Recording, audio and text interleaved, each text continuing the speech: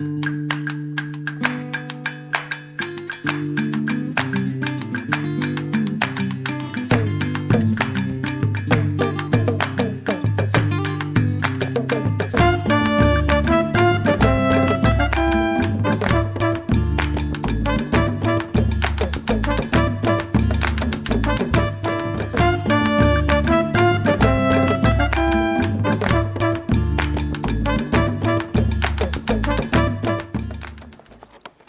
que yo les voy a plantear ahora es la fortaleza y vulnerabilidad de la lengua. Esto es cómo actúa el lenguaje, cómo resiste y también cómo es atacado por las fuerzas del poder para mantener su dominio, su hegemonía sobre la sociedad y sobre las distintas sociedades, no solo en el mundo hispano, sino también en todo el mundo. A partir de la intuición de Heidegger, según la cual el ser humano es una unidad de materia y tiempo, cabe inferir que la lengua, en tanto expresión humana, comparte la misma naturaleza existencial. Es así que la lengua participa de las vicisitudes del ser humano, cuya conciencia verifica su fluir. Siguiendo el mito bíblico, el verbo, esa fuerza genésica que crea el mundo, la realidad del mundo, es paradójicamente movimiento e inmovilidad, acción y fijación. Esto significa que fuera de la realidad del mundo el verbo carece de conjugaciones de tiempo, de modo y de voz, pero dentro de su jurisdicción participa de la finitud humana y consecuentemente es vulnerable a la erosión del tiempo y a las tensiones e intereses encontrados que se verifican entre los hombres, al mismo tiempo que, dada su naturaleza original, ha de resistir a la poderosa atracción del silencio del mismo modo que el ser humano se resiste a volver al seno del ser. De esta tensión que los funde, el hombre, consciente de las limitaciones de su inteligencia para trascender el misterio, necesita de la palabra para construir su hogar y el espíritu necesita de la carnadura humana para manifestarse como voz capaz de describir la realidad del mundo. El ser humano reconoce en la palabra su propia esencia, y en tanto ésta es acto, según la noción platónica, la suprema expresión de su deseo de libertad y autonomía en el mundo. Por tanto, no puede permitir que ella sea absorbida por el silencio del origen, ni degradada en su naturaleza por el mal decir humano. La palabra es su esperanza y su estatuto en la realidad del mundo. La lengua, la palabra, no solo manifiesta la jerarquía del ser humano sobre las demás criaturas que habitan en el mundo, sino también su pretensión de ocupar un lugar entre los dioses e incluso de sustituirlos. En esa soberbia lucha que el ser humano libra contra el poder de los dioses y sus epígonos mundanos, la palabra actúa contra la acción erosionadora del tiempo, contra el olvido, y construye la memoria y la justicia sin las cuales no existiría civilización alguna. Es sobre la memoria y la justicia de que el ser humano se proyecta en el tiempo y trasciende más allá de su finitud en la realidad del mundo. Es sobre la memoria y la justicia, sobre esta construcción ética, que el ser humano levanta muros contra la impunidad. La lengua es la fortaleza de la identidad humana y en tanto que sistema de comunicación responde a una estructura que ya enunció Ferdinand de Saussure, el padre de la lingüística moderna. En su famoso curso transcrito por sus discípulos, Saussure señala que la lengua es al mismo tiempo estática y dinámica. Con ello quiere significar que una parte permanece como el fundamento cultural de su sistema, la lengua propiamente dicha, y que otra se mueve y se modifica progresivamente, el habla, que es el uso que se hace del sistema. Las modificaciones que se producen en el habla son diversas y numerosas y constituyen una respuesta a las exigencias de las distintas etapas históricas atravesadas por los cambios sociales, las aportaciones científicas y tecnológicas y las influencias interlingüísticas,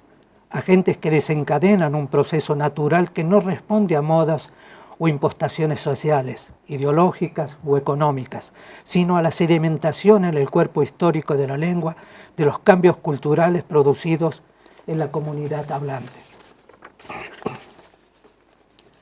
Pero si bien esta fortaleza de la lengua pone a resguardo el bienestar y el entendimiento de la comunidad humana, su vulnerabilidad supone un grave peligro para sí misma y para la comunidad. Esta vulnerabilidad es la que ha dado lugar al discurso de las ideologías totalitarias, políticas y religiosas, a la jerga vulgar de la sociedad masificada y al perverso uso de los eufemismos en los regímenes totalitarios y en las democracias menoscabadas, creando un denso malestar social al inducir al hablante a preguntarse por su capacidad para expresarse y ser comprendido. Por su impotencia para manifestar la soledad existencial cuando se han perdido las referencias morales del mandato divino o de la razón. La felicidad del ser en el mundo se nutre de la justicia y su sentido nace de esta exigencia moral que aspira a la armonía entre los individuos y con las cosas que los rodean. Esta aspiración se expresa a través del lenguaje y de la complejidad semántica de la palabra, de modo que la desnaturalización de esta significa la desnaturalización de la realidad del mundo y de la comunicación entre los seres humanos. En 1902, Hugo von Hofmannsthal, en su carta de Lord Chandos, manifestaba así, casi con desesperación, su desconcierto y malestar generado por este proceso perturbador de la realidad. Cito: ya no lograba aprender las cosas con la mirada simplificadora de la costumbre. Todo se me deshacía en partes, las partes otra vez en partes, y no se dejaba ya abarcar con un concepto. Las distintas palabras flotaban alrededor de mí, cuajaban en ojos que me miraban fijamente y en las que yo a mi vez tenía que sumergir mi mirada. Son remolinos a los que me da vértigo asomarme, que giran sin cesar y a través de los cuales se llega al vacío. La palabra árbol identifica el árbol, en tanto las referencias morales que sustentan a la comunidad hablante siguen vivas, pero a través de estas referencias es que el individuo mantiene la posición central desde la cual observa y organiza la realidad a través de las palabras. El desencuentro entre el sentido de la palabra y la vida hace más lacerante las limitaciones del lenguaje para alcanzar ese concepto universal que nace en cada palabra, más allá de las fronteras establecidas por los significantes, como afirma el lingüista italiano Stefano Agosti. La palabra árbol, no obstante su precisión, cuando ha perdido su faro ético,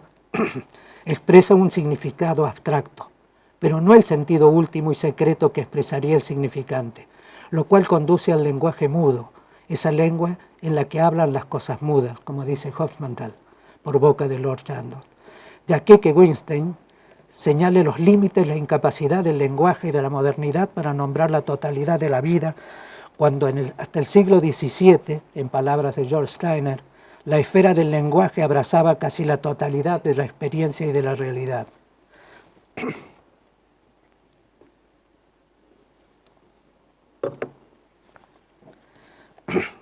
Hoy, ¿acaso solo el lenguaje poético, que incorpora elementos de otros lenguajes no verbales, como la música o las matemáticas, puede iluminar, también las artes visuales, puede iluminar algunas de las zonas más oscuras de la vida en el mundo, y por ello el poeta, quien ha debido ocupar el campo abandonado por los filósofos que han desertado en favor de la sociología, ha de convertirse en un logócrata, en un guardián de la palabra, con el deber de expresar sin concesiones la experiencia verbal, incluso de aquello que, como el horror, apenas puede articularse. Es así que el primer síntoma de decadencia de una civilización se verifica en la lengua. En 1946, ya en la posguerra de la Segunda Guerra Mundial, George Orwell escribió La política y el idioma inglés, que inicia afirmando: nuestra civilización está en decadencia y nuestro lenguaje, así se argumenta, debe compartir inevitablemente el derrumbe general. En este breve y lúcido ensayo, Orwell aclara que las causas de esta decadencia que afecta al lenguaje son políticas y económicas, y que este lenguaje degradado retroalimenta la decadencia general de la civilización. Y ejemplifica de este modo. Un hombre, dice Orwell, puede beber porque piensa que es un fracasado, y luego fracasar por completo debido a que bebe. Y enseguida añade que el idioma inglés se ha vuelto tosco e impreciso porque nuestros pensamientos son disparatados, pero la dejadez de nuestro lenguaje hace más fácil que pensemos disparates. Y ahora viene la pregunta. ¿En qué consiste la dejadez del lenguaje? La respuesta es tan sencilla como evidente. La dejadez es el desaliño estilístico, el uso de imágenes trilladas, la imprecisión, la pobreza léxica, el uso de adjetivos ampulosos o meramente ornamentales, la utilización indiscriminada de frases verbales en lugar de verbos simples, el empleo de una dicción pretenciosa. Esa dejadez que da lugar a un discurso o a un texto donde lo concreto y significativo se pierde, tanto en el habla como en la prosa, es lo que provoca un latente y difuso malestar espiritual como síntoma de la impotencia del individuo para comunicarse con el otro con fluidez. La extensión de lugares comunes, muletillas, extranjerismos sustitutorios, metáforas hueras, desorden sintáctico, torpeza prosódica, etc., empobrecen y reducen toda lengua a un estado mecánico y funcional que entorpece la comunicación y abotarga el pensamiento. Lo dicho por Orwell acerca de la lengua inglesa es aplicable a la castellana. Nadie duda de que el castellano es una de las lenguas más evolucionadas del mundo y que goza de una extraordinaria vitalidad. Sin embargo, como toda producción humana, es vulnerable a la acción de los agentes degenerativos que laten en el seno de la sociedad y que se activan en momentos de opresión o estancamiento espiritual. A finales del siglo XIX y principios del XX, el casi desesperado intento de Azorín de revitalizar la lengua castellana peninsular, adormecida por el absolutismo y la pereza, tuvo eco en Antonio Machado, quien recogió las propuestas simbolistas a través del modernismo llegado por Rubén Darío, en Juan Ramón Jiménez, que también siguió inicialmente la estela rubendariana, y en los poetas de la generación del 27. No obstante, este portentoso impulso revitalizador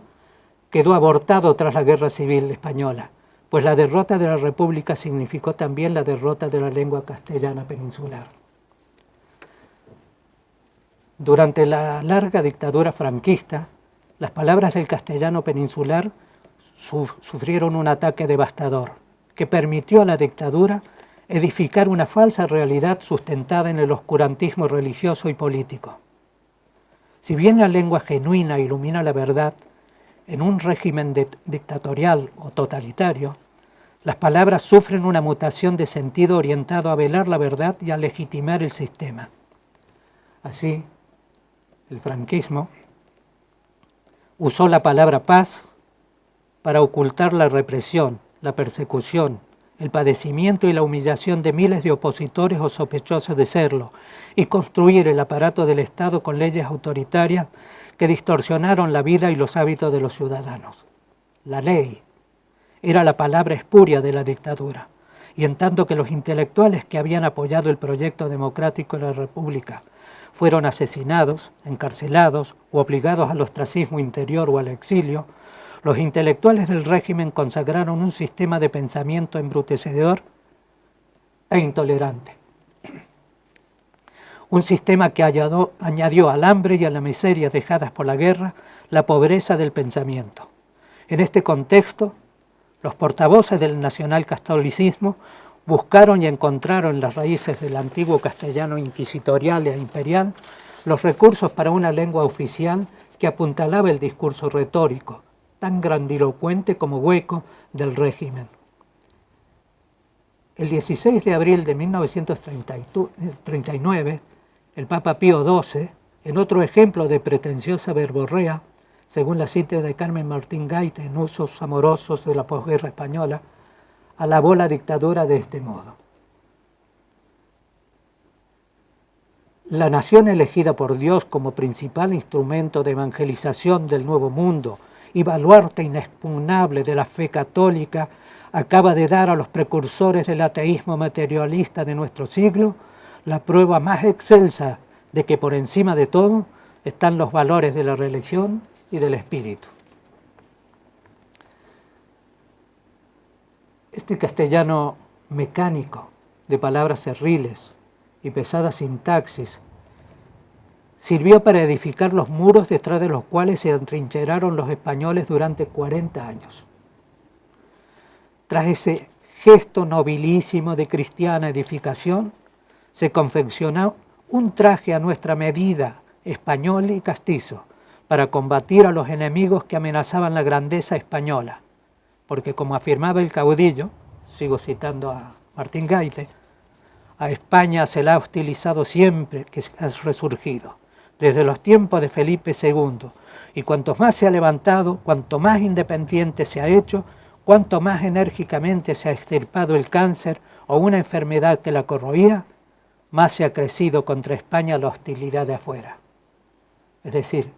los regímenes totalitarios siempre buscan un enemigo exterior. El habla se convirtió en jerga, en farfullo irascible de exclusión y confrontación permanente. Rojos, ateos, comunistas, judíos, eran entre otras palabras que encarnaban enemigos diabólicos en perennes contubernios, conspiraciones judeo-masónicas, desde la pérfida Albión o desde el país del brioche y el bidet, contra la España, la cual encarnaba la patria, los cristianos, los católicos. Para el pensamiento franquista, no importaba que otros pueblos estudiasen, trabajasen y fuesen más cultos y prósperos, y disfrutaran de un mayor bienestar, pues, falazmente, nada era mejor ni más grande que ser español.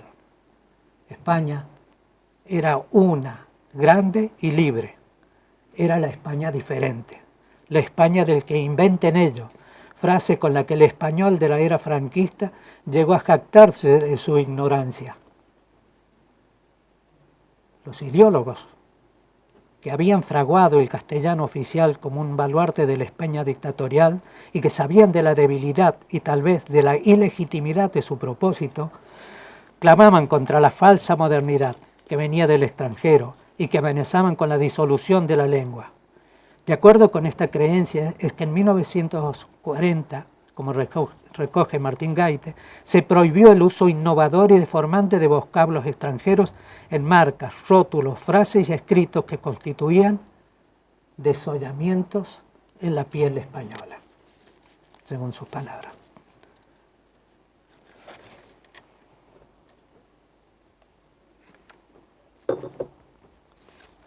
Como consecuencia de este proceso castrador,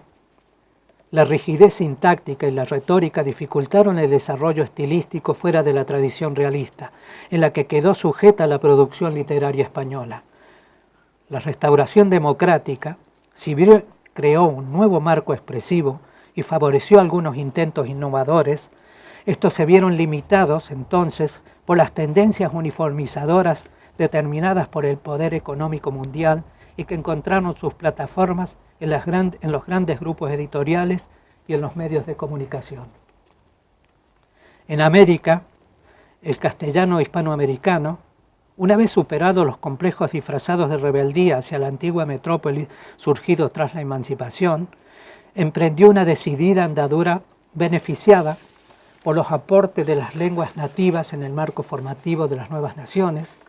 y este sentimiento de independencia alimentado por el espíritu romántico fraguó en el subcontinente nuevas realidades lingüísticas comprometidas en un proceso emancipador. Con los enriquecedores aportes de las vanguardias europeas y de la intelectualidad española exiliada, el castellano hispanoamericano cuajó en una lengua de gran horizonte expresivo que hacía presagiar un extraordinario salto cualitativo cultural. Sin embargo,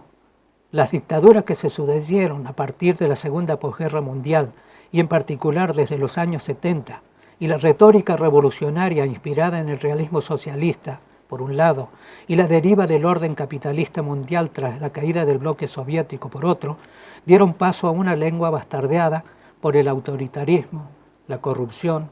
y la mediocridad. La lengua, por una parte condicionada y empobrecida por la consigna de escribir para el pueblo y por otra instrumentalizada por el poder dictatorial, fue progresivamente acusando los devastadores ataques a su esencialidad significante. En Argentina, por ejemplo, el régimen del Estado terrorista se autodenominó Proceso de Reorganización Nacional, expresión que en su forma sintetizada, proceso, muchos hasta hoy siguen utilizando para denominar a ese periodo de sangrienta dictadura, como ahora en España. El separatismo catalán llama proceso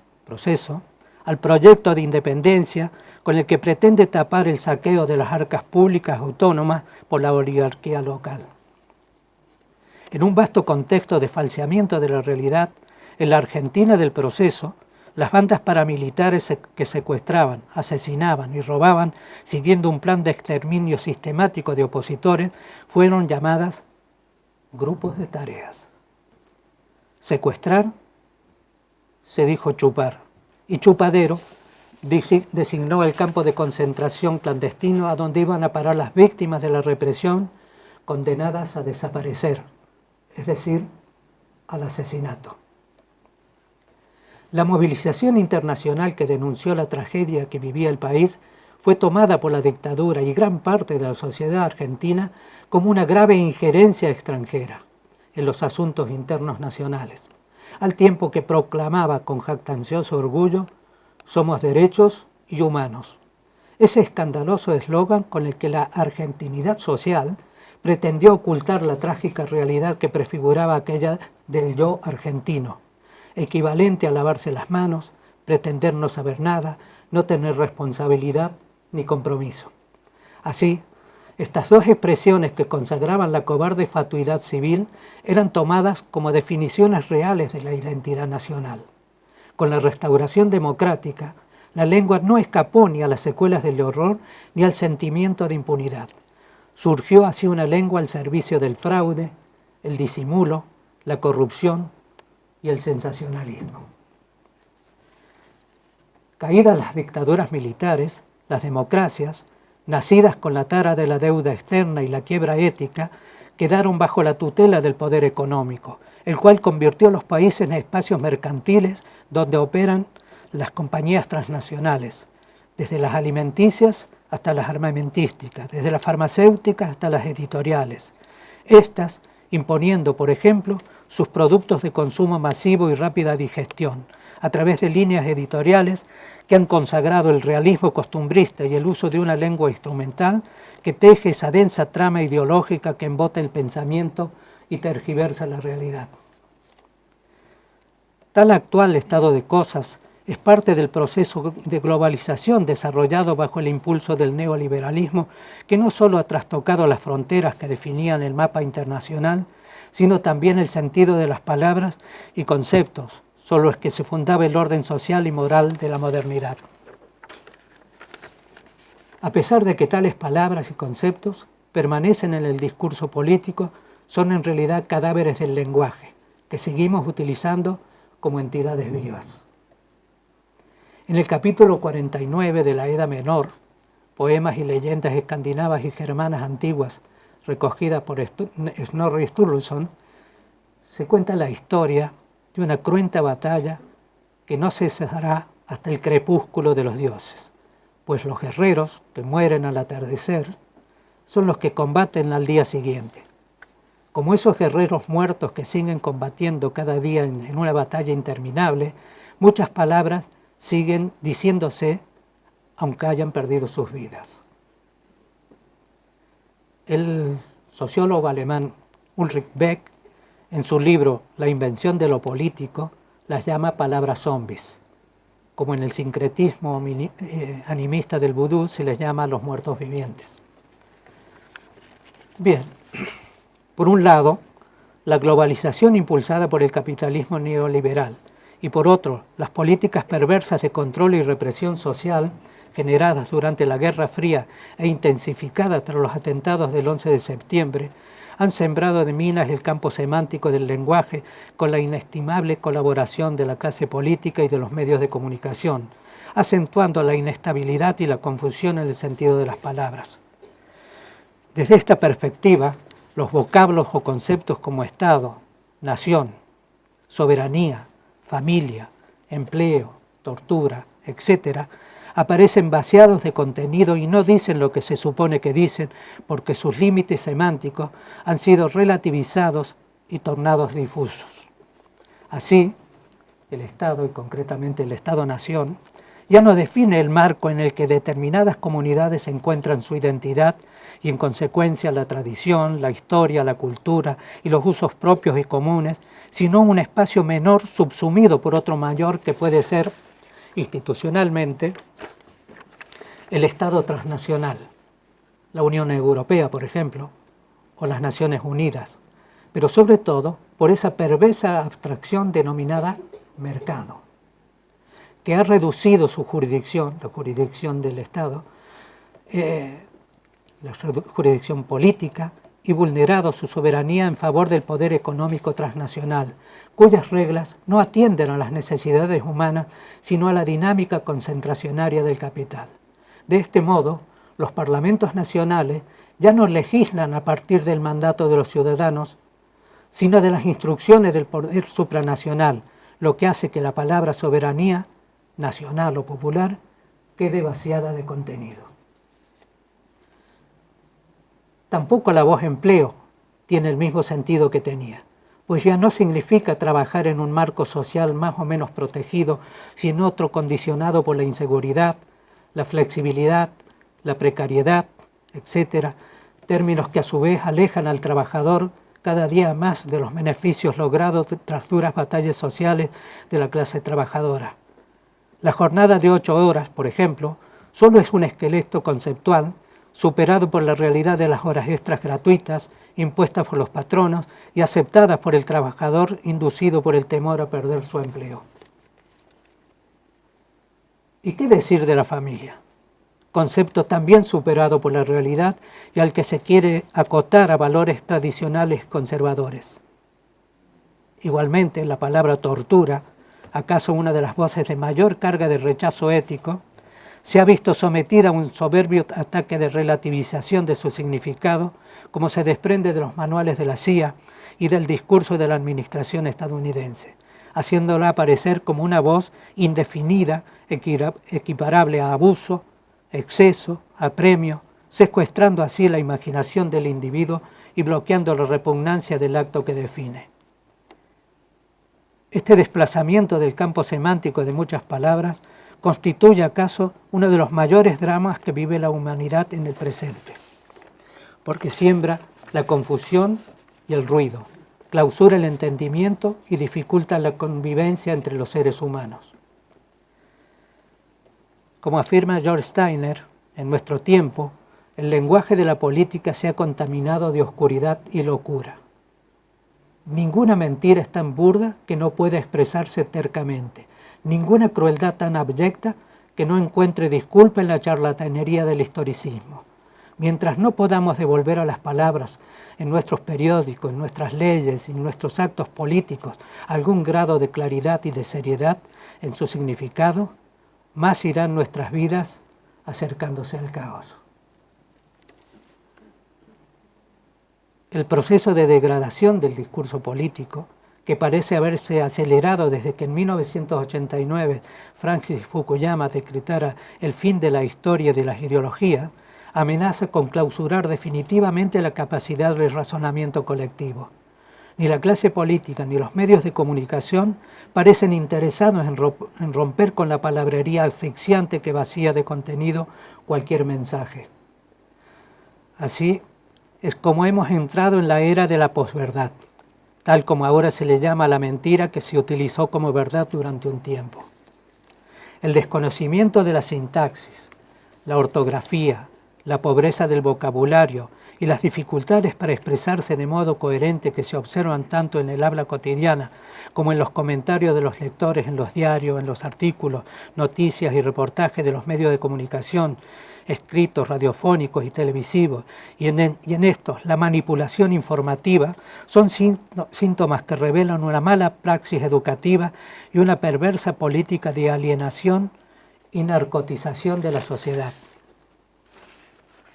Una sociedad anodina y culturalmente yerma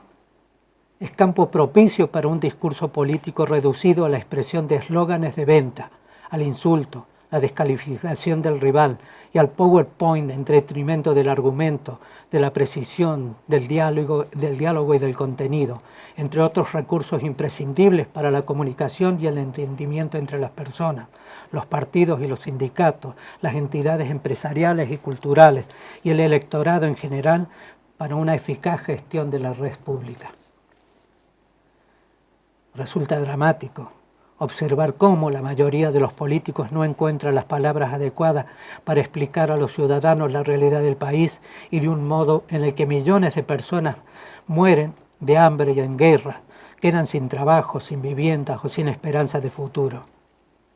Resulta dramático comprobar cómo sus frases hechas y vacuas se enredan en madejas de intereses mezquinos que disimulan la corrupción ética y económica, reducen el bienestar de los ciudadanos y ponen en peligro la paz y la democracia. Pero no creamos que la idea de la confusión como sustento del poder es algo nuevo. Ya el mito de la Torre de Babel que se describe en el Génesis entre los versículos 1 y 9 del capítulo 1, se lee cuál es la reacción de Yahvé cuando ve amenazado su dominio sobre los hombres. Y leo: Yahvé descendió para ver la ciudad y la torre que los hombres estaban edificando y dijo: He aquí que todos forman un solo pueblo y todos hablan una misma lengua. Siente el principio de sus empresas, nada les impedirá que lleven a cabo todo lo que se propongan. Pues bien, descendamos y allí mismo confundamos su lenguaje de modo que no se entiendan los unos con los otros. Así, Yahvé los dispersó de allí sobre toda la faz de la tierra y cesaron la construcción de la ciudad. Por ello se la llamó Babel, porque allí confundió Yahvé la lengua de todos los habitantes de la tierra y los dispersó por toda la superficie. El ruido, la violencia y el caos están en el origen de la corrupción de la lengua y de las dificultades del ser humano para comunicarse y fortalecer los lazos de confianza y solidaridad que sustentarían la convivencia pacífica en un mundo más justo. Las modificaciones que se producen en la superficie de la lengua son diversas y numerosas y constituyen una respuesta a la exigencia de las realidades sociales, tecnológicas, científicas, etc., y a las influencias interlingüísticas. El alcance de estos factores es el que determina que las nuevas voces se consoliden o no en el cuerpo histórico de la lengua. Se trata, pues, de un proceso natural, que no responde a caprichos o veleidades de grupos o movimientos empeñados por su cuenta en modificar la realidad lingüística con la intención de transformar la realidad cultural. En los años 80, cuando el mundo era gobernado por un triunvirato ultraconservador, Wojtyła, Thatcher, Reagan, se trató de imponer a la lengua una corrección política, para atenuar u ocultar con un habla impostada los excesos de su política. Aunque de modo inconsciente quizás y de forma menos sofisticada, la misma actitud conservadora tienen ahora algunos grupos de supuesta progresía que pretenden modificar la realidad en consonancia con sus aspiraciones, forzando caprichosamente formas y recursos del sistema lingüístico. A unos y a otros la lengua le responde con su propia realidad y su propio ritmo. Ella asumirá sin imperativo los cambios culturales de una sociedad cuando estos se produzcan verdaderamente, cuando en el seno de la comunidad hablante los cambios se produzcan efectivamente, Tampoco hay que olvidar que la lengua evoluciona hacia la síntesis y que es implacable con las torpezas retóricas, políticas o ideológicas que se le quieren injertar. La toma de conciencia de la injusticia social, dentro de la que cabe el concepto de discriminación, sea racial, sexual o de cualquier otra naturaleza, constituye uno de los elementos más positivos atribuibles al progreso de los sistemas democráticos de gobierno. Las lenguas no son ajenas a esa dinámica y evolucionan naturalmente en tanto son vehículos de la cultura y la ideología de los hablantes. Quienes ignoran este proceso y los fundamentos del sistema lingüístico tienden a cometer torpezas y a pretender guiar el habla hacia entelequias que generan una jerga estúpida y absurda, como la que ahora se promueve desde ciertos estamentos sociales, institucionales y académicos. Resulta incomprensible que profesionales, incluyendo entre estos a profesores universitarios allegados al campo lingüístico y filológico, den cobertura intelectual al disparate de interpretar en castellano el genérico como una especie de capricho normativo no democrático. La transformación de nuestras sociedades en sociedades más justas y equitativas no depende de instrucciones normativas bien intencionadas, sino de la evolución ideológica de la sociedad, cuya habla incorpora progresivamente las nuevas condiciones de la relación entre los individuos y el sustrato histórico de la lengua, si tales condiciones se internalizan y consolidan en una nueva cultura. Ni la visibilidad de la mujer en el lenguaje ni su emancipación social se verificarán, como tampoco se reducirá la violencia machista porque se diga personas becarias en lugar de becarios, maestros y maestras en lugar de maestros, o todas y todas, etcétera, etcétera. Está claro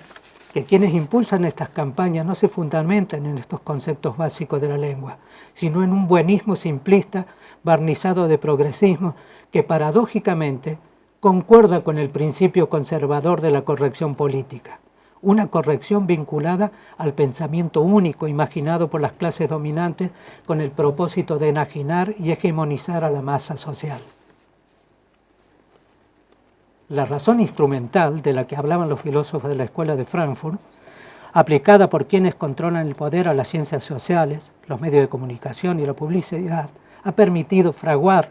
un discurso alienante que en su fase actual ha hecho del eufemismo y la torpeza léxica su principal herramienta de trastorno semántico de las palabras y consecuentemente de la realidad e identidad de los individuos. La finalidad de esta política es borrar del imaginario del individuo toda referencia a su identidad humana y cultural y al lugar que ocupa en el mundo y en la sociedad,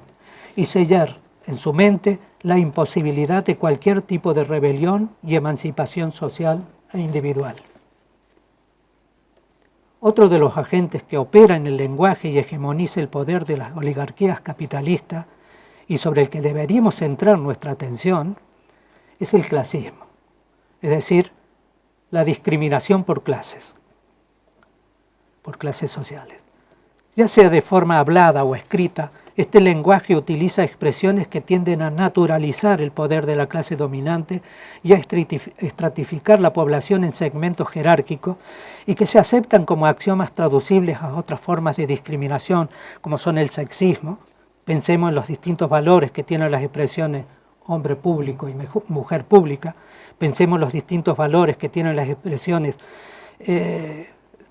se le da a las voces judío, gitano, negro, bolita, paraguas, sudaca, indio, etc. En este territorio de dominio ideológico y de control social, el poder también recurre al eufemismo, como ya ejemplifiqué, y al vaciamiento de los significados cuando no a la desaparición de voces y expresiones que pueden amenazar su hegemonía. En las sociedades capitalistas más desarrolladas, escribió el profesor español Vicens Navarro, uno de los indicadores del poder alcanzado por la clase dominante es la tendencia a hacer desaparecer del lenguaje expresiones como clase trabajadora o lucha de clases, y a la casi nula utilización por parte de los medios de comunicación y de los estamentos académicos de las categorías de clase social para analizar la realidad social.